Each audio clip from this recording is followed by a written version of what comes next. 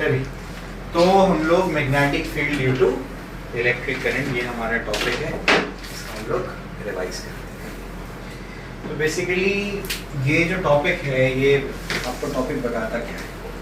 तो ये टॉपिक आपको बताता है कि अगर आपके पास क्या है, कोई वायर है या कोई भी कंडक्टर है जिसमें से करंट फ्लो हो रहा है, तो उसके आसपास क्या बन जाती है? Magnetic field.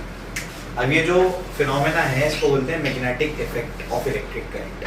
तो इलेक्ट्रिक करंट का ये कौन सा इफेक्ट है? मैग्नेटिक। इलेक्ट्रिक करंट के कई सारे इफेक्ट होते हैं, हीटिंग इफेक्ट होता है, केमिकल इफेक्ट होता है। जैसे कोई इलेक्ट्रोलाइट में इलेक्ट्रिक करंट फ्लो करो, है ना, इलेक्ट्रोड के जरिए, तो क्या करता है, उसके जो सब्सटेंस होता है जो भी उसके अंदर इलेक्ट्रोलाइट में, उसको तोड़ देता है। समझ आ रहा है क्या बोल रहा हूँ मैं? तो उसको बोलते हैं chemical effect of electric current. अगर हम लोग क्या करेंगे, कोई कंडक्टर में से करंट को फ्लो कराएंगे और वो कंडक्टर गर्म हो जाएगा, तो उसको बोलेंगे heating effect of electric current. जैसे इलेक्ट्रिक करंट के कई सारे इफेक्ट हैं, हम कौन सा पढ़ने जा रहे हैं? Magnetic effect of electric current. समझा? ठीक। अब जो magnetic effect of electric current है, इसमें आपको शुरुआत कहाँ से की है? शुरुआत यहाँ से की है कि आपको एक चार्ज पार्टिकल दे देगा और उस चार्ज पार्टिकल को मैग्नेटिक फील्ड बोलेगा थ्रो कर दो किसी पर्टिकुलर एंगल पे, ठीक है ना। तो वो चार्ज पार्टिकल पे एक फोर्स लगता है जिसको बोलते हैं मैग्नेटिक फोर्स। क्या बोलते हैं? Magnetic force. तो आपके पास क्या है? सबसे पहला जो टॉपिक है वो है मैग्नेटिक फोर्स। तो मैग्नेटिक फोर्स क्या है? मैग्नेटिक फोर्स होता है बच्चों, आपके पास फॉर एग्जांपल कहीं पर क्या है? Magnetic field. आपने एक चार्ज पार्टिकल जो है v वेलोसिटी से मैग्नेटिक फील्ड से थीटा एंगल पे थ्रो कर दिया। किसको फेंका? कोई चार्ज पार्टिकल, जैसे इलेक्ट्रॉन हो गया, प्रोटॉन हो गया, कोई भी चार्ज पार्टिकल। न्यूट्रॉन नहीं हो सकता, क्यों? तो अनचार्ज पार्टिकल है। तो कोई भी चार्ज पार्टिकल को फेंका, तो ये जो चार्ज पार्टिकल है, ये चार्ज पार्टिकल अपने को नजर आया कि ये डिफ्लेक्ट हो जाता है अपने रास्ते से। डिफ्लेक्ट होता है मतलब क्या? उसके मोशन का डायरेक्शन चेंज हो जाता है। उसके मोशन का डायरेक्शन चेंज होने का मतलब क्या? डायरेक्शन कौन चेंज करता है? फोर्स। डायरेक्शन कौन चेंज करता है? फोर्स। तो यहाँ पर हमने बोला कि अगर कोई चार्ज पार्टिकल जो मूव कर रहा है उसको मैग्नेटिक फील्ड में फेंकेंगे तो वो क्या करता है? डिफ्लेक्ट करता है। डिफ्लेक्ट करता है मतलब उस पर क्या लगता है? फोर्स लगता है। कौन सा फोर्स लगता है? मैग्नेटिक फोर्स लगता है। फिर एक्सपेरिमेंट से हमको चीजें और समझ में आ गई कि जो मैग्नेटिक फोर्स जो इस पे लगता है वो किन किन चीजों पे डिपेंड करता है, वो मैं आपको बताता हूँ।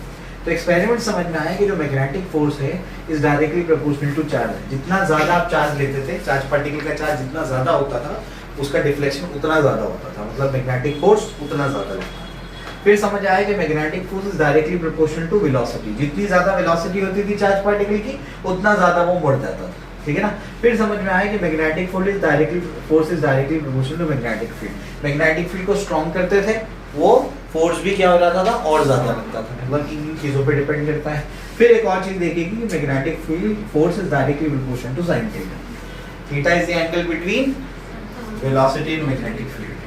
समझ आ गया? तो sin थीटा पे भी डिपेंड करता था। ये भी हम लोग को एक्सपेरिमेंट से मिला। फिर अपन ने इन सबको मिला दिया, इन सबको मिला करके लिखा कि Fm = qvb sin थीटा।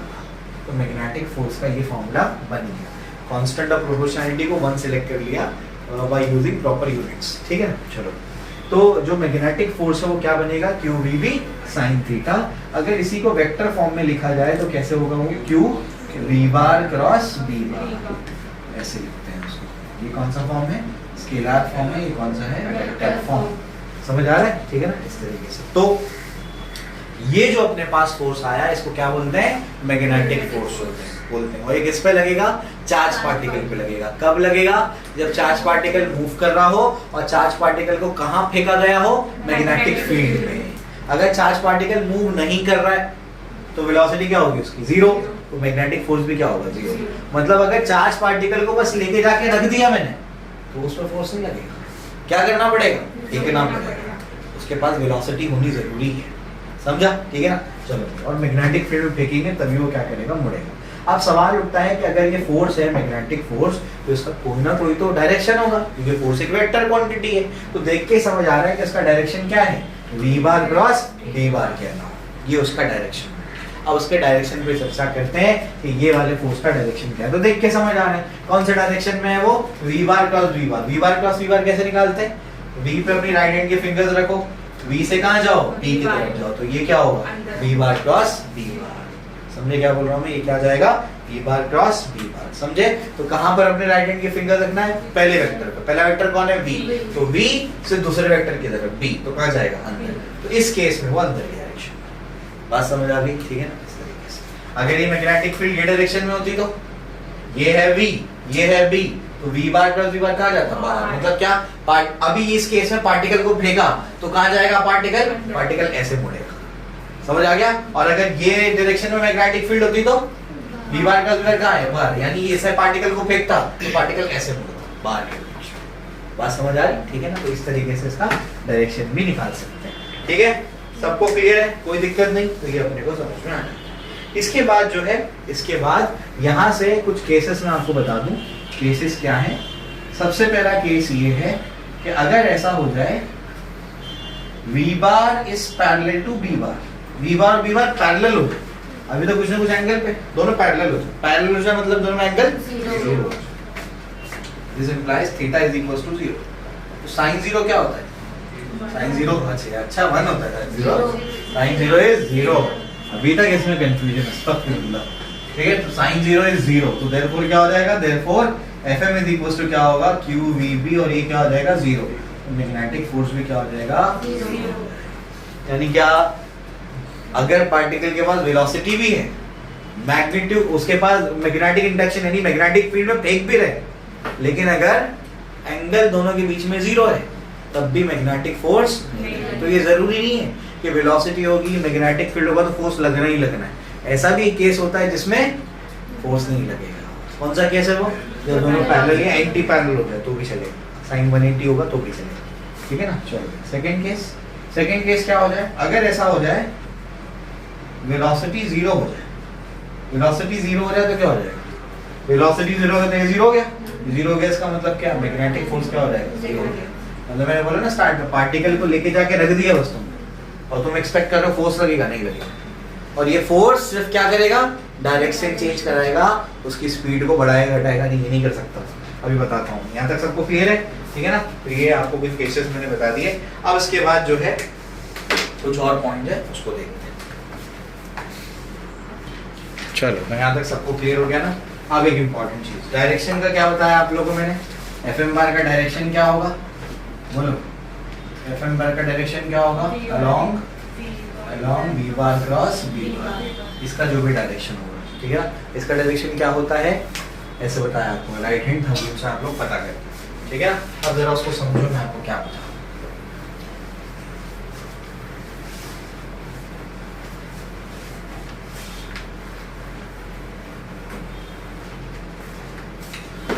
तो बच्चों ध्यान दें, अपने पास फॉर एग्जांपल ये है v बार और ये है b बार, इन दोनों में एंगल क्या है? थीटा। ठीक? क्लियर हो गया?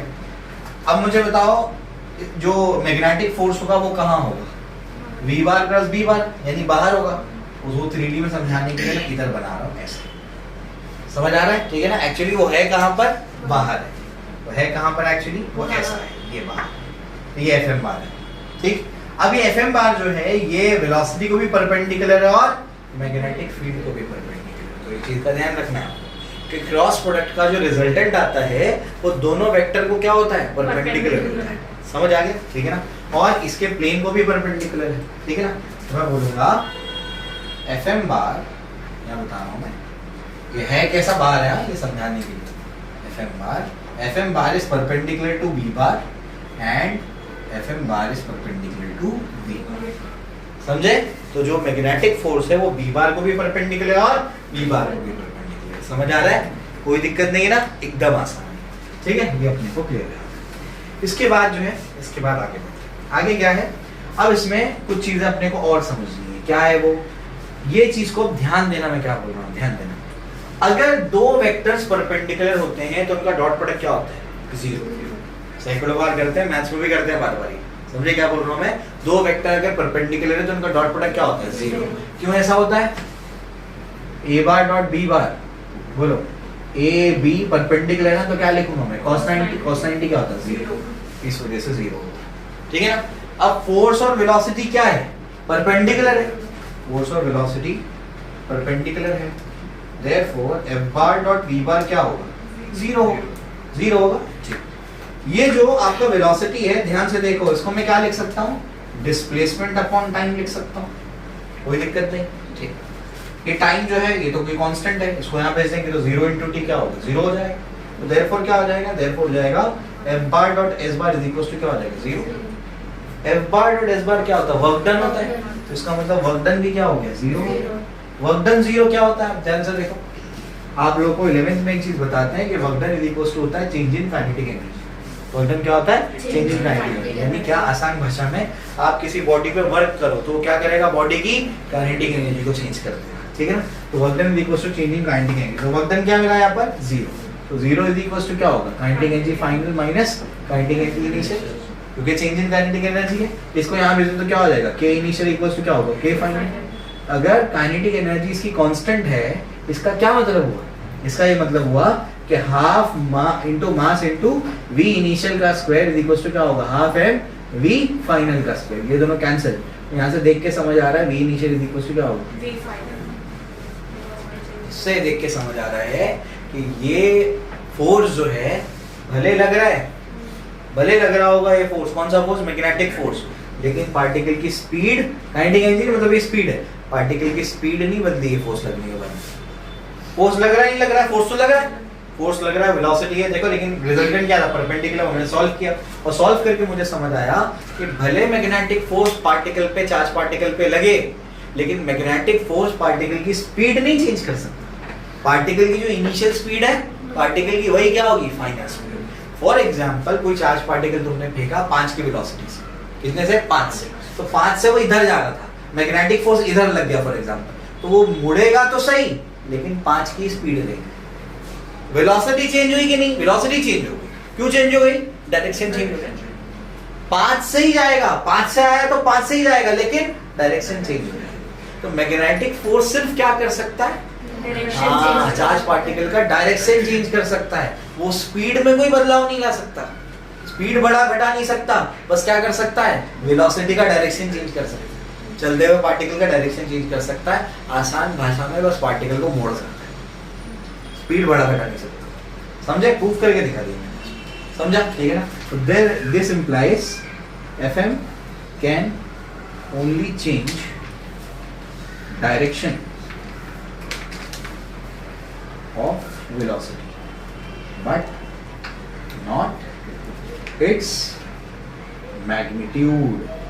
इसका मैग्नीट्यूड चेंज नहीं कर सकता, तो क्या कर सकता है, बस डायरेक्शन चेंज कर सकता है। समझ आया, ये क्लियर हो जाता है। इसके बाद जो है, इसके बाद आगे बढ़ते हैं। आगे क्या, अब तक हमने चार्ज पार्टिकल को कहाँ फेंका बच्चों, मैग्नेटिक फील्ड। अब हम लोग क्या करते हैं, चार्ज पार्टिकल को एक साथ मैग्नेटिक फील्ड और इलेक्ट्रिक फील्ड में फेंक देते हैं। मतलब क्या, किसी रीजन में, फॉर एग्जांपल यहाँ पर क्या है, मैग्नेटिक फील्ड, क्या है यहाँ पर, मैग्नेटिक फील्ड, उसी रीजन में इस डायरेक्शन में क्या है, electric field. For example electric field मतलब क्या, एक ऐसा रीजन है जहां पर मैग्नेटिक फील्ड भी और इलेक्ट्रिक फील्ड भी।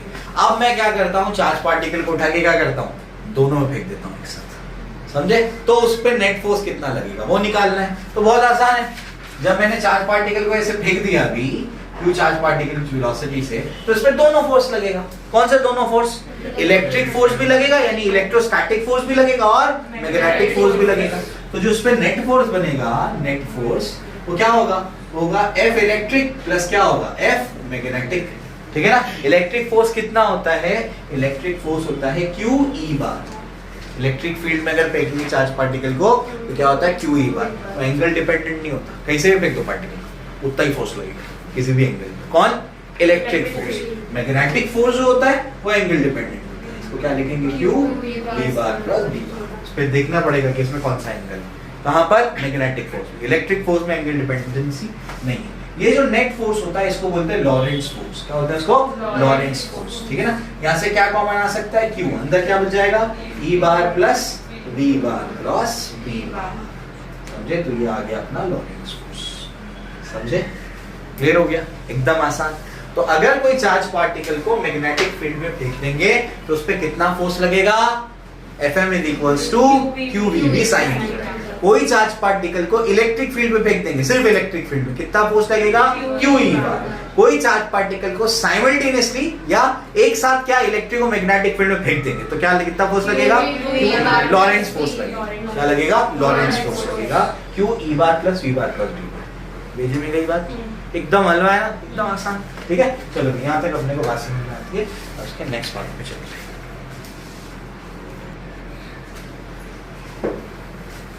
चलो अब मैं आपको बताता हूँ definition of B bar. B bar क्या है? मैग्नेटिक फील्ड या फिर मैग्नेटिक इंडक्शन। ठीक है ना?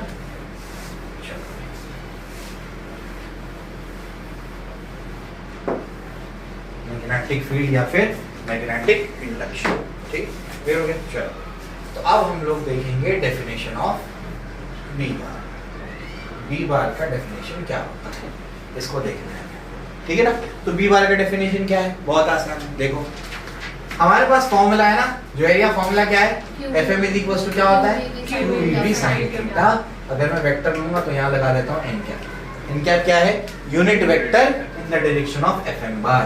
तो ये क्या चीज है? ये है unit vector in the direction of Fm bar. Fm बार की डायरेक्शन में यूनिट वेक्टर। क्यों? क्योंकि मैं वेक्टर फॉर्म में लिख रहा हूँ तो मुझे बताना पड़ेगा ये मैग्नीट्यूड है और ये क्या है? डायरेक्शन है। थीटा क्या है? थीटा है angle between v bar and b bar. v और b के बीच में जो एंगल है वो क्या है? थीटा है। ठीक है, ये अपने को समझना है। अब क्या, अगर मैं ये कंसिडर कर लेता हूँ कि v बार और b बार में 90 का एंगल, क्या कंसिडर कर लेता हूँ? 90 का एंगल। ठीक है ना? तो let theta is equal to 90। Situation imagine कर रहा हूँ। देखो ये b बार है, पार्टिकल को ऐसे फेंका अपन ने, बताओ एंगल कितना दोनों? 90। हाँ, समझ आ रहा है?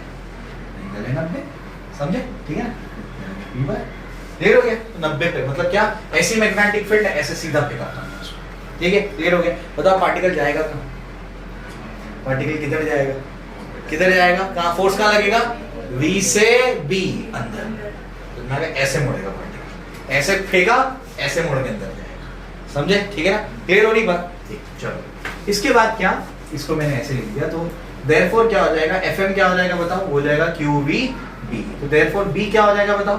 Fm अपॉन क्या हो जाएगा? Q into B हो जाएगा। सबको क्लियर है? यहाँ तक समझ आता है? अब ध्यान से सुनो, इसको डिफाइन करना है। जब डिफाइन करना होता है किसी क्वांटिटी को, तो जिस क्वांटिटी को डिफाइन करना उसको एक साइड पे लेके जाते हैं, बाकी सारी क्वांटिटी को कहाँ लेके जाते हैं? दूसरे साइड पे, और दूसरे साइड की सारी क्वांटिटी को 1 कर देते हैं। डिफाइन करने का तरीका समझ रहे हैं? किसी क्वांटिटी को डिफाइन करना है तो क्या करेंगे? जिस साइड जिसको डिफाइन करना है उसको लेफ्ट साइड पे लेके जाओ, बाकी सबको क्या करो? राइट साइड पे लेके जाओ, और जो भी राइट साइड पे उसको क्या कर दो? 1 कर दो। क्या मतलब? Fm को क्या लिख दो? 1 न्यूटन। Q को क्या लिख दो? 1 कूलम। वेलोसिटी को क्या लिख दो? 1 मीटर पर सेकंड। समझे? ये B क्या हो जाएगा? B बेसिकली वो फोर्स हो जाएगा जो 1 कूलम के पार्टिकल पे लगे, 1 कूलम के चार्ज पार्टिकल पे, जो 1 की वेलोसिटी से जा रहा था और मैग्नेटिक फील्ड से 90 डिग्री। तो मैग्नेटिक फील्ड या B is the force of 1 Newton which is acting on 1 coulomb particle which is moving with 1 meter per second at right angle to the magnetic field। हो गया, define कर लिया। समझे क्या बोल रहा हूँ? ठीक है ना? अब आप अपनी टेक्स्ट बुक ओपन करो, टेक्स्ट बुक में होगा जल्दी से। तो B is the force of 1 Newton when 1 coulomb charged particle of 1 coulomb moving with 1 meter per second enters the magnetic field perpendicularly. Enters the magnetic field perpendicularly. समझे? तो B क्या है? 1 न्यूटन का फोर्स है। ठीक है ना? किस पे 1 न्यूटन का फोर्स लग रहा है? एक चार्ज पार्टिकल पे। कितना है वो? 1 कूलम। कब? जब वो 1 मीटर पर सेकंड से चल रहा था। कौन से एंगल पे? मैग्नेटिक फील्ड से 90 डिग्री पे अगर वो एंटर कर जाता है। समझा? तो मैग्नेटिक फील्ड तो फोर्स है। समझे क्या बोल रहा हूं मैं? किस पे फोर्स? 1 कूलम चार्ज पार्टिकल की फोर्स। कब? जब वो 1 मीटर पर सेकंड से चलता है। कहां पर? मैग्नेटिक फील्ड से परपेंडिकुलर डायरेक्शन। समझा? ठीक है, इसका डेफिनेशन क्लियर है, एकदम आसान। तो तरीका समझ आया? ये यूनिवर्सल तरीका है कोई भी क्वांटिटी को डिफाइन करने का। किसी भी क्वांटिटी को डिफाइन करना है, क्या करते हैं? उसको लेफ्ट साइड में लेके आते हैं, बाकी को राइट साइड पे, और राइट साइड वालों को सबको बंद कर देते हैं, डिफाइन कर लेते हैं। समझा? ठीक है ना? चलो, तो ये तरीका होगा। अब इसके बाद जो है कुछ और चीजें, जैसे हम लोग को उसका यूनिट लिखना है, फिर मैं आपको इसका ऐसा यूनिट बताऊंगा, उसका कन्वर्जन बताऊंगा और उसके डायमेंशन बताऊंगा, उसको देख लेते। तो बेसिकली ये जो बी का फॉर्मूला क्या मिला अपने को? F/Q मिला इन जनरल, है ना। फोर्स का क्या होता है? न्यूटन। चार्ज का क्या होता है? कूलम। वेलोसिटी का क्या होता है? मीटर पर सेकंड। तो इधर जाएगा। समझे क्या बोल रहा हूं मैं? ये सब न्यूटन सेकंड पर कूलम मीटर, ये सब मिला करके इसको कहते हैं टेस्ला। क्या बोलते हैं इसको? टेस्ला। समझे? टेस्ला कौन सा? एलन मस्क की कंपनी। एक्चुअली वो बेसिकली हुआ क्या है, एलन मस्क ने निकोला टेस्ला नाम के साइंटिस्ट पे रखा है वो नाम। समझे? निकोला टेस्ला एक बहुत बड़े साइंटिस्ट थे, उनके नाम पे रखा गया है वो टेस्ला कंपनी। ठीक है ना? चलो, तो टेस्ला उनके ऑनर में ये यूनिट दिया गया। और 1 टेस्ला, ये इसका ऐसा यूनिट है, और 1 टेस्ला होता है 10⁴ गॉस। गॉस क्या है? उसका सीजीएस यूनिट है, ये कन्वर्जन फैक्टर। समझे? ठीक है ना? तो ये गॉस कौन है? बोलो। अरे बाबा, ये कार्ल फ्रेडरिक गॉस, वो जो गॉस थ्योरम उन्होंने बनाया है, ठीक है, वो है। तो 1 tesla is equals to 10⁴ gauss. ठीक है? तो इस तरीके से मैग्नेटिक फील्ड के आपको मैंने यूनिट बता दिया, एसआई यूनिट और सीजीएस यूनिट। ठीक है, क्लियर हो गया? चलो, ये अपने को समझ आता है। इसके बाद जो है अपने को क्या करना है, इसके बाद इसके डायमेंशंस लिखने हैं। कैसे लिखेंगे डायमेंशंस? बताइए कैसे लिखेंगे डायमेंशंस? बी क्या है? F/Q है ना। F/Q into V है। फोर्स के डायमेंशंस क्या होते हैं? m1 l1 t-2। चार्ज का क्या होता है? I1 t1। वेलोसिटी का क्या होता है? L1 t-1। L1 L1 cancel, plus t1 minus t1 cancel, क्या बचेगा बताओ? m1 I-1 t-2। L0 लिखने की जरूरत नहीं, भाई नहीं हो। ठीक है, चलो, तो इस तरीके से इसके डायमेंशन सारी चीजें क्लियर हो गई, कोई दिक्कत नहीं। चलो, तो ये हो गया। अब इसके बाद क्या है, अपने को आगे बढ़ना है। आगे क्या है अपने को? Magnetic force on different shape of wires पे निकालना है। ठीक है, क्लियर हो गया? चलो, तो कहां पर था मैं? हाँ, तो आप लोगों को अभी क्या करना है? आप लोगों को निकालना है magnetic force on a wire carrying a current. ठीक है ना? तो अपने को इसमें 3 केसेस करने हैं। मतलब क्या? अब तक मैं क्या कर रहा था, कोई चार्ज पार्टिकल को फेंक रहा था मैग्नेटिक फील्ड में, तो उस पर फोर्स लगता था। कितना फोर्स लगता था? QVB sin थीटा, इतना फोर्स लगता था। अब हम लोग क्या कर रहे हैं, ध्यान से सुनो। अब हम लोग चार्ज पार्टिकल की जगह अब हम लोग बोलेंगे एक वायर हमारे पास, उस वायर में करंट फ्लो हो रहा है। अब वायर के अंदर करंट फ्लो होने का क्या मतलब है? अगर एक कंडक्टर है तो उसके अंदर इलेक्ट्रॉन चलेगा, इलेक्ट्रॉन भी तो चार्ज पार्टिकल है। समझ आ गया? अभी एक चार्ज पार्टिकल के साथ खेल रहे थे, अब क्या करेंगे? बहुत सारे चार्ज पार्टिकल के साथ खेलना है। मतलब क्या? अब पूरे वायर की बात करेंगे कि बेसिकली क्या होगा, वायर को मैग्नेटिक फील्ड में रखेंगे तो वायर के अंदर चार्ज पार्टिकल चल रहा है, तो वो चार्ज पार्टिकल पे मैग्नेटिक फोर्स लगेगा। तो हम लोग बोलेंगे वायर पे कितना मैग्नेटिक फोर्स लगेगा, वो बताओ। एक्चुअली फोर्स किस पे लग रहा है? चार्ज पार्टिकल पे, लेकिन हम लोग बात किसकी करेंगे? वायर पे कितना मैग्नेटिक फोर्स लगेगा। समझा? ठीक है ना? इसमें 3 केसेस करने हैं, वो मैं आपको समझाता हूँ। केसेस क्या है? तो magnetic force on a current carrying wire.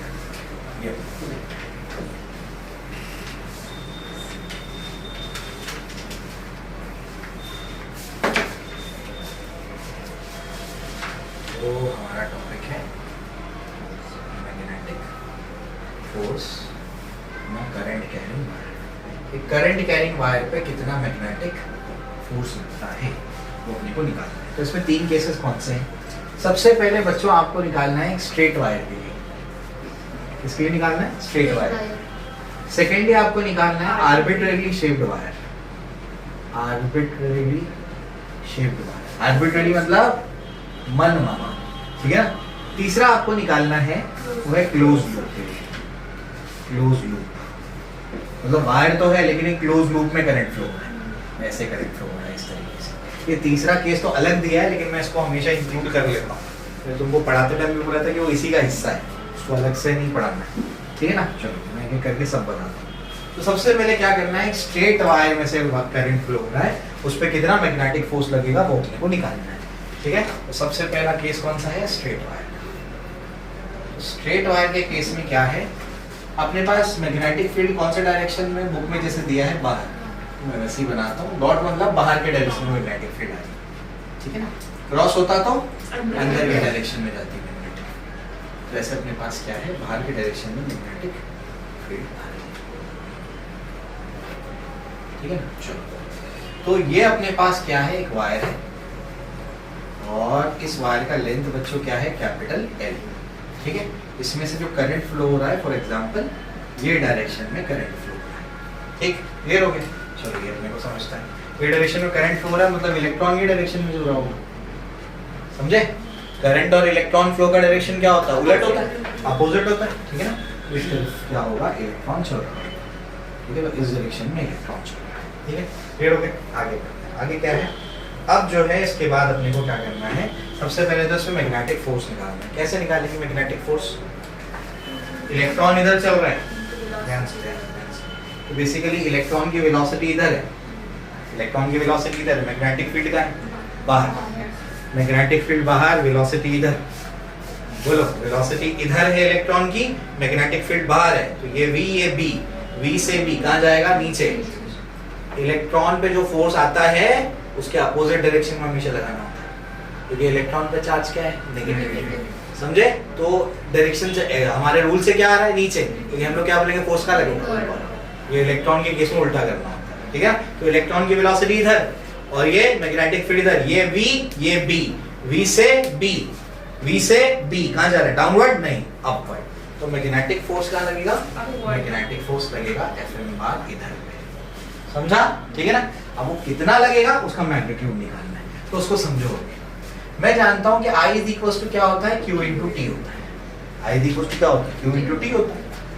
अब ये जो T है, फॉर एग्जांपल कोई इलेक्ट्रॉन ये एंड से चल करके ट्रेवल करता है और कहाँ पहुंच जाता है, ये एंड पे पहुंच जाता है। ठीक है ना, कितने टाइम में, T टाइम में, तो उसको टाइम निकालना है, जो कांस्टेंट वेलोसिटी जा रहा है, स्पीड इज इक्वल टू क्या होता है, डिस्टेंस अपॉन टाइम, तो टाइम क्या होगा, डिस्टेंस अपॉन स्पीड, तो टाइम हो जाएगा डिस्टेंस अपॉन स्पीड। डिस्टेंस कितना चला वो L, और स्पीड कितनी उसकी, उसको बोलते हैं ड्रिफ्ट स्पीड, क्या बोलते हैं उसको, ड्रिफ्ट स्पीड, तो VD बोलते हैं उसको, क्या बोलते हैं, VD। नहीं भी लिखोगे, V लिखोगे तो भी चलेगा, कोई दिक्कत नहीं, समझे। ठीक है, चलो तो ये अपने पास क्या हो गया, I, तो ध्यान रखो वो कौन सी है, ड्रिफ्ट स्पीड है। ठीक, अब इसके बाद क्या, ध्यान से सुनना, अब मुझे क्या करना है, अब मुझे निकालना है बेसिकली फोर्स, किसपे फोर्स, पूरे वायर पे फोर्स। अब तक तो चार्ज पार्टिकल पे निकाले थे, तो हम लोग क्या करते हैं, वही एक चार्ज पार्टिकल को कंसीडर करके, हमको फॉर्मूला बताया ना, तो मेरे को तो ये एक चार्ज पार्टिकल के लिए फॉर्मूला पता है। क्या फॉर्मूला बताओ, Fm इज इक्वल टू क्या है फॉर्मूला, QVB sin थीटा, और ये क्या है n, समझ आ रहा है। ठीक है ना, ये मेरे पास फॉर्मूला है।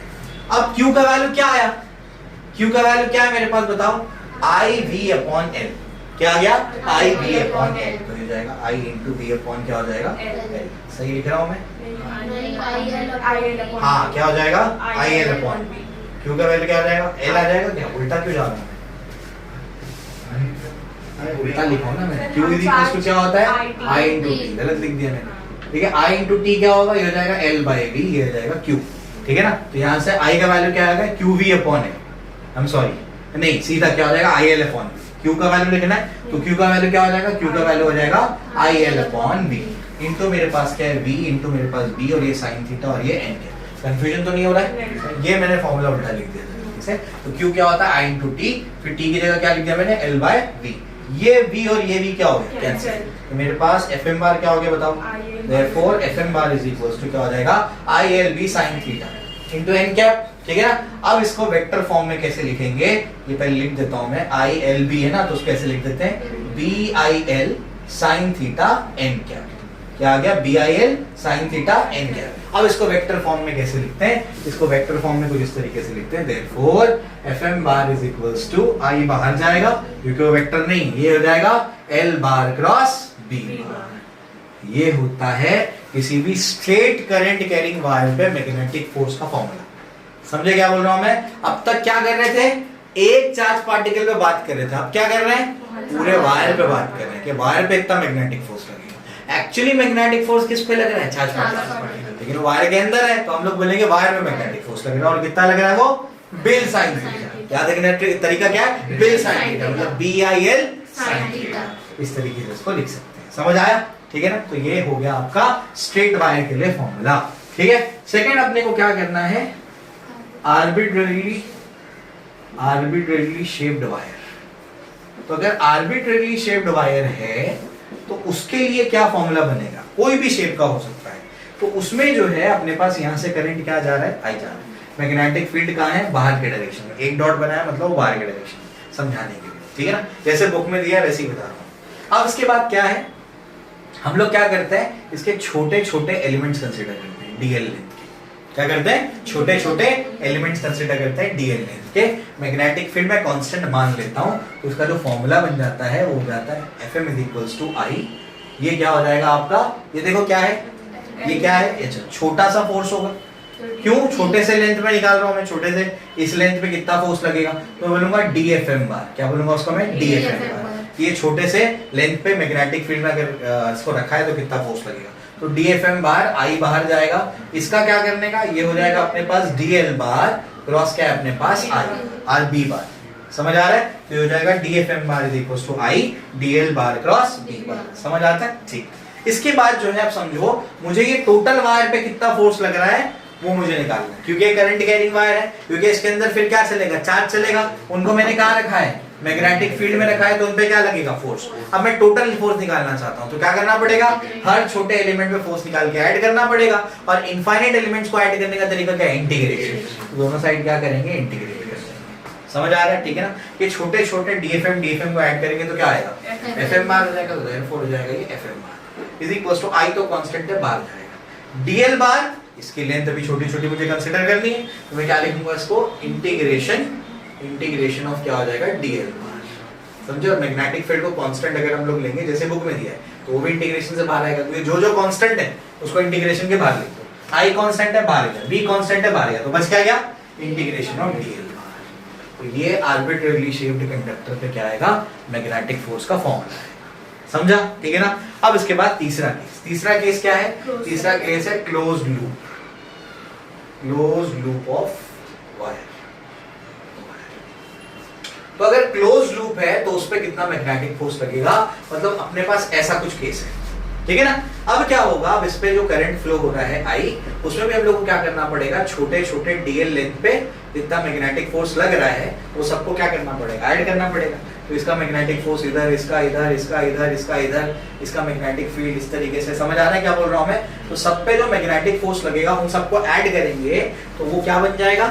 कैसे लगाते हैं हम लोग? कैसे ऐड करते हैं वेक्टर को? एक के हेड पे दूसरे का टेल, एक के हेड पे दूसरे का टेल, एक के हेड पे दूसरे का टेल लगाते जाओ, और लास्ट में रिजल्टेंट को क्या करना है? उल्टा करना है। लेकिन यहाँ पर एक क्लोज लूप है, उल्टा नहीं कर सकते, सबको एक ही सीक्वेंस में लगाना पड़ेगा। अगर सभी वेक्टर को एक सीक्वेंस में लगाए तो क्या बन जाएगा? Close loop. और क्लोज लूप का जो आंसर आता है वेक्टर सम का वो क्या होता है? 0। समझे?